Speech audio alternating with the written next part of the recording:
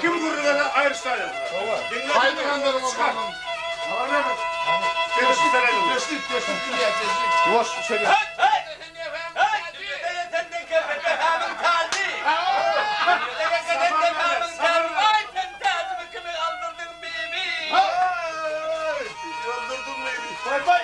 Benim kutum senin de pemben tazi. Sen kuttum. Benim vay şuanına beni koydurdun bibi. Yandırdın bibi. Örtedin bibi.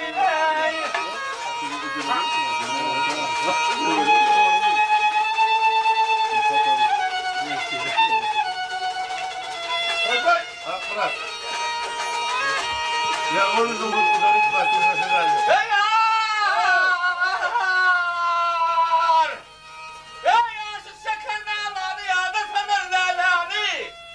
Hay. Yerde beşer gölde kuşlar ölyanın halanı kamdan karakılır tamla talan kırdım o kaşları yaydı.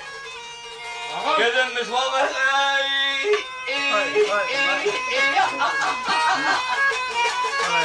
Hay bayramıza. Vur. Yandırdın bibi, koydurdun bibi, örtüdün bibi. Çağırın, o da dur, Yavrum bu da döndürdün bibi, razadın bibi.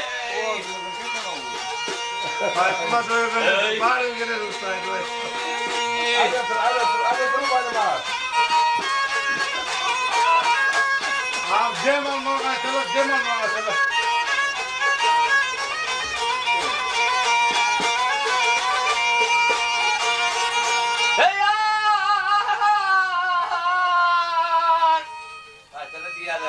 Oynasın şeker dağları yağda tavarlarını.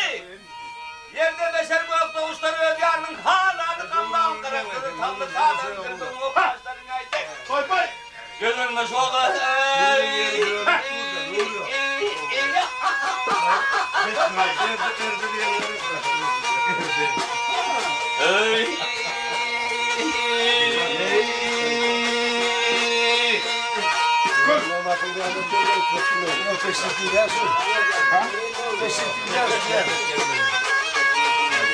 Aham.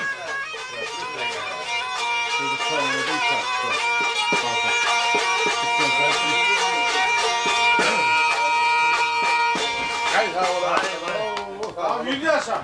Ellerime güller etsin.